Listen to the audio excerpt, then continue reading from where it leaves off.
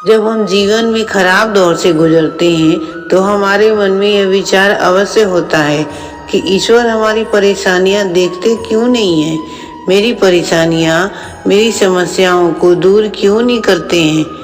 परंतु सुख दुख तो हमारे जीवन का भाग है। जीवन है तो परेशानियां होंगी ही। जब सारे दरवाजे बंद हो जाते हैं तब एक दरवाजा कभी बंद नहीं होता है, वह दरवाजा है ईश्वर का दरवाजा। उम्मीद ईश्वर से रखो, दुनिया से नहीं। जब मैंने ईश्वर से कहा मैं अपराधी हूँ तो ईश्वर ने कहा क्षमा कर दूंगा। जब मैंने कहा कि परेशान हूँ मैं तो ईश्वर ने कहा संभाल लूंगा। जब मैंने कहा कि अकेला हूँ मैं तो ईश्वर ने कहा कि हमेशा साथ हूँ तुम्हारे।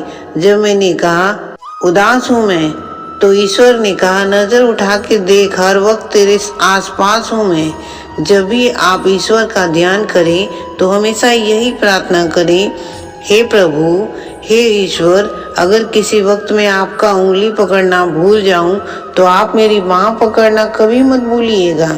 अगर मैं कभी आपको साथ चलना बोलना भूल जाऊं तो भी आप स्वयं मेरे साथ चलिएगा। नहीं चाहिए ऐसी शक्ति जिसका निर्बल पर मैं प्रयोग करूं। नहीं चाहिए ऐसी भावना कि दूसरों को देखकर जल मरूं। ऐसा ज्ञान मुझे मत दीजिए जिसका अभिमान होने लगे। ऐसी चतुराई भी नहीं दीजिए जिससे मैं लोगों को छलूं। श्री कृष्ण कहते हैं कि भगवान ने जब इंसान को बनाया तो उसे सब चीजें दी, परंतु एक चीज मनुष्य के हाथों से नीचे गिर गया, जिसे ईश्वर ने उसे अपने पैरों के नीचे दबा दिया। मनुष्य के चले जाने के बाद ईश्वर से किसी ने पूछा कि आपने अपने चरणों के नीचे क्या दबाया जो मनुष्य को वापस नहीं किया। तब ईश्वर ने कहा मैंने अपने चरणों के नीचे शांति छुपाया है। मनुष्य सदैव इसके लिए तरसता रहेगा। मनुष्य हर स्थान पर इसे तलाश करता रहेगा, परंतु वह कामयाब नहीं हो पाएगा और अंत में मनुष्य को यह शांति मेरे चरणों में आकर ही मिलेगी। ईश्वर के पास दो शक्तियां हैं, माया और भक्ति। जब कोई व्यक्ति ईश्वर के समक्ष प्रस्तुत होता है और ईश्वर को प्रणाम करता है तो ईश्वर पूछते हैं कि तुम्हें क्या चाहिए, माया चाहिए या भक्ति। व्यक्ति पूछता है कि ईश्वर दोनों में क्या अंतर है, तो ईश्वर कहते हैं दोनों में मात्र एक अंतर है। अगर तुम्हें नाचना है तो माया ले जाओ और तुम्हें मुझे नचाना है तो भक्ति ले जाओ, क्योंकि व्यक्ति जिसके वश में रहता है वह माया है और ईश्वर जिसके वश में रहते हैं वो भक्ति है। ईश्वर के राज्य में संपूर्ण संसार नाचता है और भक्ति के राज्य में स्वयं ईश्वर नाचते हैं। मनुष्य ने ईश्वर से पूछा भक्ति क्या है, तो ईश्वर ने कहा भक्ति हाथ पैर से नहीं की जाती है। नहीं तो विकलांग व्यक्ति कभी भक्ति नहीं कर सकता था और भक्ति ना ही आंखों से की जाती है। नहीं तो सूरदास कभी भी ईश्वर की भक्ति नहीं कर पाते और ना ही भक्ति बोलने या सुनने से होती है। नहीं तो गूंगे बहरे भक्ति कभी नहीं कर पाते और ना ही भक्ति धन और ताकत और शक्ति से होती है। नहीं तो गरीब और कमजोर कभी भी भक्ति नहीं कर पाते। ईश्वर की भक्ति केवल भाव से होती है। एक मीठा एहसास है भक्ति जो हमारे हृदय से होकर विचारों में प्रवेश करती है और हमारा ईश्वर के प्रति प्रेम परमात्मा से जुड़कर रिश्ते में बदल जाती है। भक्ति भावना का संपूर्ण सागर है। मनुष्य में यह स्वाभाविक भावना है। वह सुख में ईश्वर को स्मरण नहीं करता है, परंतु दुख और कष्ट में वह सबसे पहले ईश्वर का ही स्मरण करता है। किसी व्यक्ति ने पूछा ईश्वर कब ज्यादा याद आते हैं, परमात्मा को हर क्षण और पापी पुरुष को मृत्यु के समय, चोर को पकड़े जाने पर और गरीब को भूख लगने पर, किसी व्यक्ति के बीमार होने पर, कंजूस व्यक्ति को पैसा खो जाने पर और किसान को वर्षा नहीं होने पर, एक व्यापारी को व्यापार में नुकसान होने पर, विद्यार्थी को परीक्षा में असफल हो जाने पर, किसी भी व्यक्ति को उसके विपरीत परिस्थिति में ही ईश्वर का स्मरण होता है। संघर्ष हमेशा सत्य के साथ चलता है। जब सत्य के लिए ईश्वर को भी संघर्ष करना पड़ा था, तो हम फिर भी मनुष्य हैं। यह संघर्ष हमसे दूर कैसे हो सकता है? सच्चे लोग जीवन में भले ही अकेले रह जाते हैं, परंतु ऐसे लोग का साथ ईश्वर जरूर देते हैं। जीवन की पुस्तक पर धैर्य का आवरण होना आवश्यक है, क्योंकि यही हर पन्ने को बांध कर रखता है। जो सदैव सीमा में बंधे रहते हैं वह साधारण मनुष्य बनकर रह जाते हैं, परंतु जो समयानुसार अपनी सीमा तोड़ते हैं वही विषम बनते हैं, वही भविष्य बनाते हैं। क्योंकि सीमा केवल मर्यादा में नहीं रखती है, आपको बांधती भी है।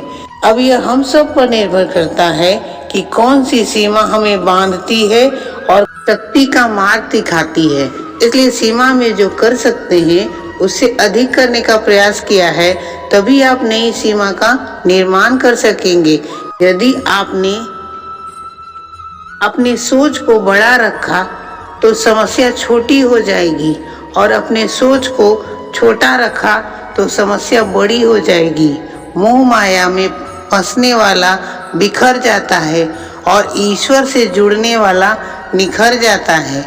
श्री कृष्ण कहते हैं कि तुम सोने से पहले सबको माफ कर दो, मैं तेरे उठने से पहले तुझे माफ कर दूंगा।